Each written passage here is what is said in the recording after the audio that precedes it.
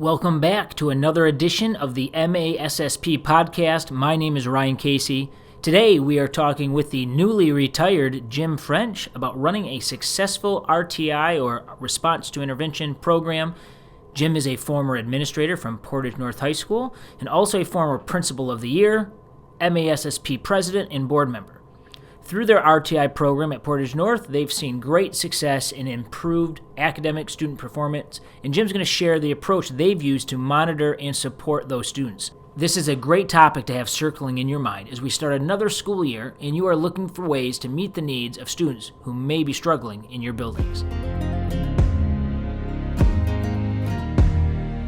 So enjoy your ride to or from school, your run on the treadmill, or however you like to listen, because another MASSP podcast episode starts now.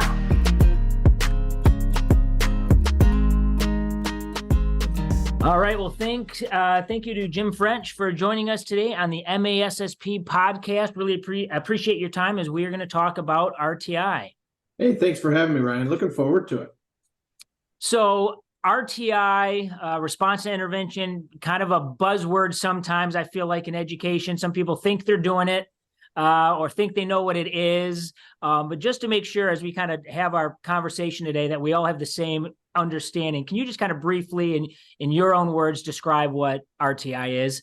Well, in RTI, it's a response to intervention, and it's a component part of MTSS, which I think has gained a little bit more popularity across the state, that multi-tiered systems of support. So RTI is a component of MTSS. The other component to MTSS is positive behavior support, so PBS. So RTI is kind of that focus on the academic interventions that are necessary to help kids that learn at different paces and different levels to try and get their learning caught up to grade level and so that they're proficient as they progress through their education. Awesome. Thank you for doing that. So RTI, in your experience at Portage Public Schools, why has this been something that is kind of a passion area or an expertise for you? And maybe you can start with, before we get into the nuts and bolts, what this has done for the students at Portage Northern. Well, it's been an amazing journey that we started back in around 2011. So it's been a number of years, but the whole focus was to try and find ways to boost the academic achievement of our students. We knew going in that all kids don't learn at the same pace and at the same level. And so what our focus was to try and find ways to bring that up, whether it was reading comprehension, whether it was fluency, whether it was math concepts and skills, whatever it was, we tried to find and identify those targets that we wanted kids to achieve. And then we worked diligently to provide additional support, which was extra time and attention on the students that needed that bit more support. And so we saw a great increase over the period of time in our students in terms of the number of grades, the grade distribution. We also saw in terms of our test scores consistently rise. So we were really seeing some benefits from our work, especially early on, because that gives you that biggest break in that learning, where you see that growth. And then we kind of leveled out for a period of time and went, but then we'd see gains. Then COVID changed it all. So you know how that is. Yep. So what did this look like at Portage Northern? It's a large building, so I'm just curious to know, like, kind of who was on the team and kind of, how did you actually go about creating that program that could support that many students? Well, what we did is we used, allocated some of our at-risk resources and changed how we utilize those at-risk resources throughout that 2010, 11, and 12 school year.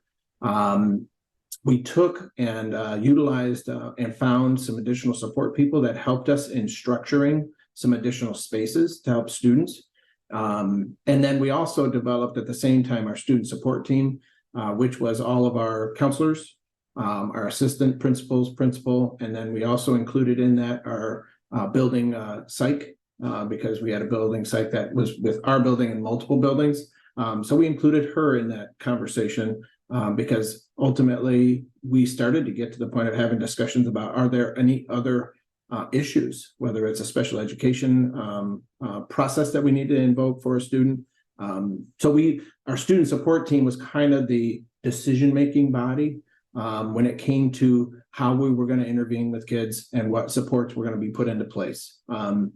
We learned throughout that period of time that we didn't necessarily want that process to be run by teachers because it didn't seem to have the same efficacy that we had if it were an outside group really kind of looking at each student holistically. And so that's how we started. We had a para and we had our SST team put together, and we started our work. So what would this look like during the year? So we're kind of in that back to school time. I'm assuming, you kind of wait a few first weeks of school. Grades are starting to get entered into the system. You're starting to look at, in other MTSS areas, looking at behaviors, as you mentioned, and things like that. So what would that look like now? We're maybe a month into school, as these are weekly meetings that take place or reports get run. Is it, can you just kind of walk us through the process of it a little bit? Yeah, when you first build the system, the first month of the school is really trying to identify students. And so your student support team was meeting weekly, reviewing the previous year's academic data, identifying where they were at. So initially, when we first started that process, the first month or month and a half was digging deeper back into the history of each of our students and trying to identify where they were and what supports were necessary. As we built that system, we were doing that work in the spring in prep for the fall. And so when we started in the fall, we could already start those students that were identified for different interventions. We could start them in those interventions right away and provide additional kind of care and compassion and put our arms around some of the kids that needed a little bit more.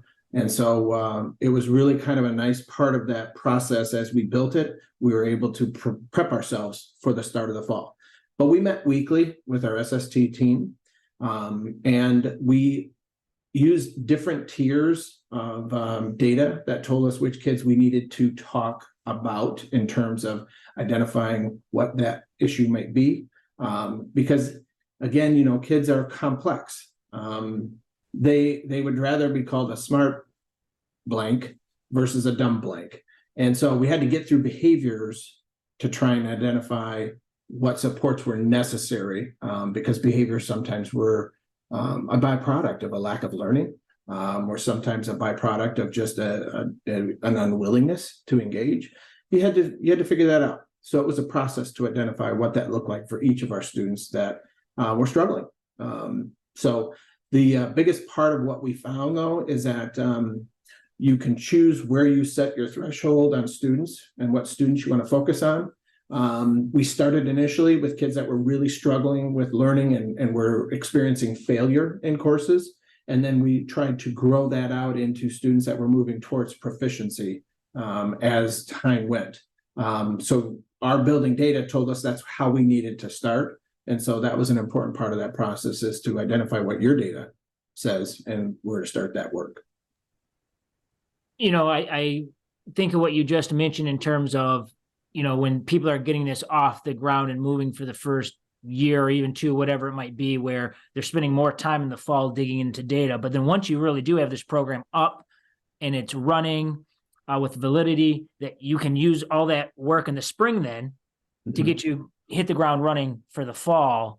So you're not, I don't want to say wasting isn't the right word, but you're not spending time spent on, digging into data again for, as you mentioned, the first month. And we can help support those kids right off the bat before they maybe even get in a little bit of a hole in some of their classes, right? Exactly. And you're also providing the structure for them because, kids are adaptable, but they fight extra supports and time. So if you start the year with those interventions in place, they just assume that's how it's going to be. And they understand that we're going to provide that. Now, ultimately, we want to move them out of those supports because we want to build independence and we want to build that ability for them to recognize what their academic situation may be and then make adjustments. And so the process was ever evolving for kids because, again, we wanted to promote their independence, but we also didn't want to promote failure by not intervening, not supporting, and not providing the structure that was necessary for each kid. So it was It was really good in the spring when we had this information, because we would actually sit down with each of our middle schools that provided students to us, and we would meet with their support teams, and we would identify students that needed to be on the radar, what interventions were important for those students. So we were having those meetings in the spring and prep for the fall so that we were ready to go. That makes sense. That's another obviously component of it is every year, if you're at the high school, that is, or if a middle school is doing that, you have the same type of thing, somebody coming from the upper elementary, if you're trying to run it at the lower level. So that, that makes sense. So I appreciate you adding that. What are some beginning steps for schools that maybe don't have a formal process? Was it really just as simple as like kind of assembling your team and figure out who's going to do what? Obviously we have school districts that are large and small and everywhere in between. So they might not have all of the available resources that would be ideal to run an RTI program.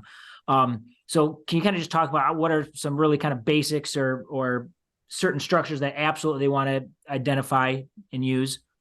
Yeah, I think one of the things that is imperative to do to begin with is you have to have an accurate idea of who you are as a building and what your data is telling you.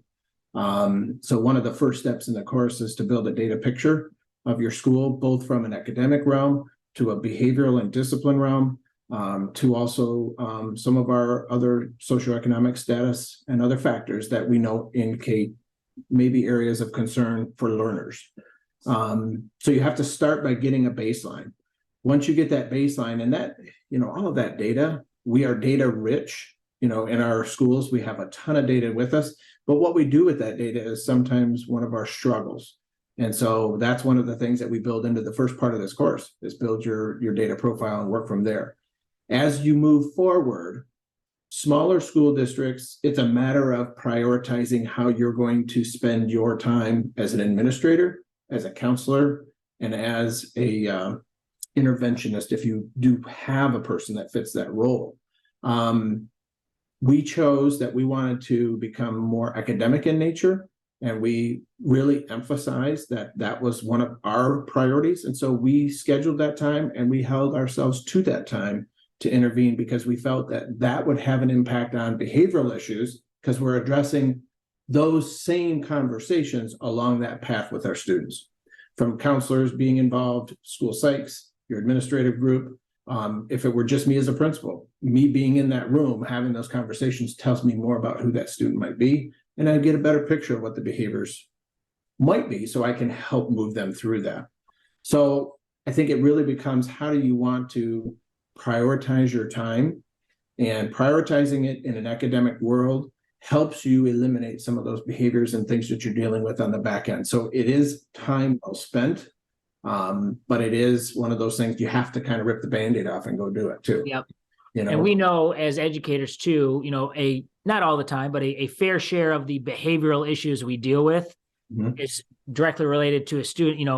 If they aren't able to, or don't have the confidence, don't think they can do the work, then what are they going to do? They would rather get sent out of class sometimes than be embarrassed knowing that they can't answer the question. Correct. And that's part of that discovery phase of that intervention process that helps you get to what are the real true issues in their academic world. So it helped us immensely as we saw success in students that were struggling, that behaviors now didn't become an issue. And so that was part of that process where I think if you dig in, put your time in there, you'll see the byproduct. Absolutely.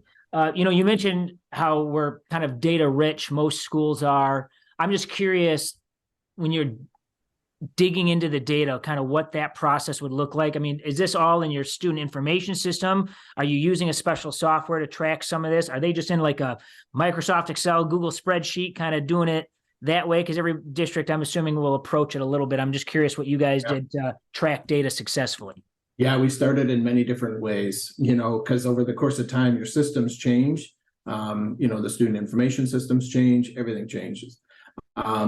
Even just to begin with, if you start with the My School data to get some of that picture, that starts you in that process, but your student information systems are going to have your behavioral system data. At least for us, that's where we kept that data. If we looked at different systems, like different schools have different structures, I would encourage schools to put discipline data into your school information system, because then it's easier to pull. But the other part of what we did is we did do a data drop out of our system into an Excel sheet. And so we would pull each individual grade per course per hour with the instructor into a spreadsheet. And then we could filter that data on a weekly basis to understand where students were at and where were they struggling.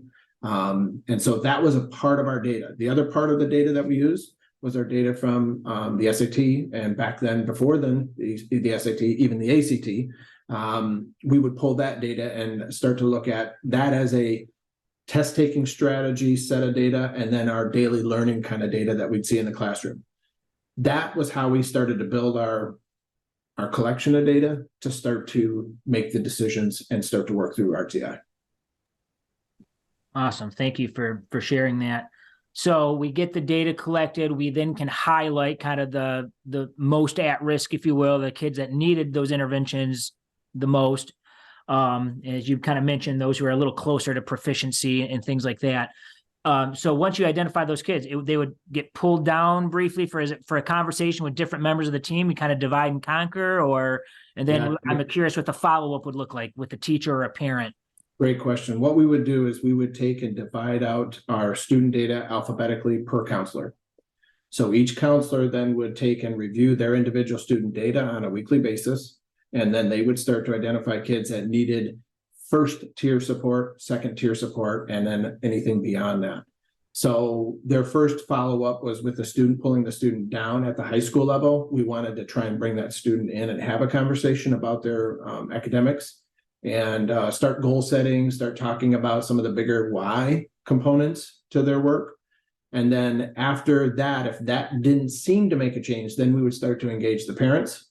And then we would also start to engage additional supports of time and people towards an intervention for them based on either a lack of progress or a lack of progress in their grades, whatever that looked like. We'd have set thresholds of time, and then we would make that decision to bring in kind of the extra supports. So we kind of bring in the cavalry, so to say, if a student was failing to provide or be successful in a class after 2, 3, 4, 5 weeks, now we're going to say, okay, now you're going to go to this directed intervention during this block of time, and this is where you're going to go. And so we're going to work on your organizational skills. We're going to work on making sure that you have the foundational components of knowing what needs to be done. So we built them up from the person per se, even up to the point of homework intervention, upward to remediation and intervention on some of their academic skills that needed to be raised. So it was kind of a holistic approach. Yeah. To the kids to kind of help them move forward. You know, I kind of like how you describe it, because I think, most schools have some sort of program or intervention based. I remember when I was a principal, we had something during lunchtime for kids with missing assignments, or we might do a thing on Fridays after school to have, but this system that you have in place really ties those all together so you can be very specific about who needs which specific type of additional support if you aren't seeing that improvement, instead of just kind of throwing spaghetti against the wall and seeing what sticks, so to speak, right? You kind of have all of the different resources you have, and by going through this RTI process, you can then pick which one is most appropriate for that kid based on the intervention that they need. Yeah, and we actually had to, over the period of time, change our interventions based on what we were finding was working and what we found maybe wasn't working. We built something that we called the Directed Learning Room, the DLR. And the Directed Learning Room was really about a student that needed more support to a point where they were not successful in classes. And we needed to say, you no longer can go to this course or this option. You are going here every day. And this is going to be where you're going to start to get the support maybe that you need. But you have to understand, this is not a choice. This is where you're going to go. And what we found is that parents were kind of really at first like, what do you mean they got to go there? Well, they're struggling. They're failing classes right now. They don't have a choice. Oh, they're failing classes? Because some of those parents weren't as engaged. But once they found out the reason and the rationale, they were like, oh yeah, they're going there. Yep. Thank you. And so it was a little pushback initially from some of that, but what we found is that the system, when you engage the parents and really painted the picture of what we're trying to do for them, they're like, thank you. And they were very appreciative of that support. So changing those dynamics, changing those interventions was a process of, people who does well in these structures, who is best at this kind of an intervention, and how should that intervention be to promote the growth that we're looking to get. So we always were constantly evaluating and reviewing our interventions to make sure that they were meeting the needs. Absolutely. So if there are, administrators, counselors, educators that really just want to know more about the RTI process or additional resources related to, response to intervention, what are some PD opportunities or speakers or trainings that they should maybe consider, or books to read, even, if you will, that they should consider checking out? Well, there's two parts to this. I think you have to also provide some professional development to your staff, because the idea here is that our model of how we're going to approach interventions for kids requires that all of us do these different interventions with fidelity and efficacy. If we don't do that, then we're not able to effectively evaluate each of these interventions because they're not done the way that we need them to be done. So there needs to be some PD with your staff. We did a lot of work with Solution Tree on professional learning communities with our folks. And that was a foundational piece because, again, it emphasized that all kids can learn at high levels. And it laid the foundation for us to make some of these adjustments because we had to believe in that philosophy. So all of the professional learning communities work through Solution Tree is phenomenal from the standpoint of building the right culture to the interventions that are there. And they have a ton of information. A lot of it's grab and go. And they also have snippets of conversations and videos out there that you can grab and take a look at to kind of help build that foundational knowledge. So that's even a part of my course that we've built here, is to really emphasize and getting a login for Solution Tree so that you can start to see what those pieces are and how those may connect the dots for you. Excellent. And so for those listening, Jim leads a course for the Digital Learning Network by MASSP, kind of on this conversation we're having, different things to get started, resources, what the process looks like, different resources. And so that is something that is housed in Michigan Virtual's professional learning portal. So you can go, to massp.com/DLN, and you can find all that information. So if this conversation has kind of really piqued your interest, based on the success stories Jim shared, thinking that, man, this would really support students and teachers in our building, I would highly suggest you check out that course as well. As we kind of wrap up our conversation, Jim, what advice would you give for those who are thinking, I don't have the time, I don't have the support staff, I've been in a building where I was a one-man show, so to speak, right? What would you say to those folks who are like, I've got to, I'm dealing with discipline, or I've got to be in classroom doing observations. How do we take the time to have these weekly meetings and dig through data? What would you say? Well, two parts to this question I think are really important. What are your priorities as an administrator, and where do you want to spend your time?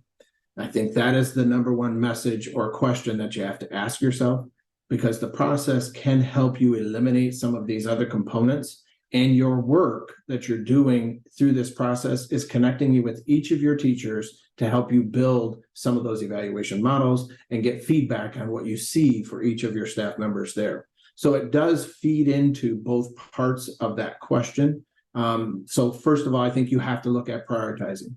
Second thing about that I think is essential is that when you look at how can I make an impact and how can I raise the bar for the kids in my building, this is one of the utmost and highest priority pieces, because at the high school level, elementary level, middle level, whatever level it is, students that succeed in school, everything else starts to ramp up and their success breeds more success. And so I think it's important that we sometimes spend our time working on the symptoms, not working on the individual illness or issue for our students. And so I think we got to look at how do we spend our time properly and prioritizing it. That's a good point. So Well, I really appreciate your time and talking about RTI.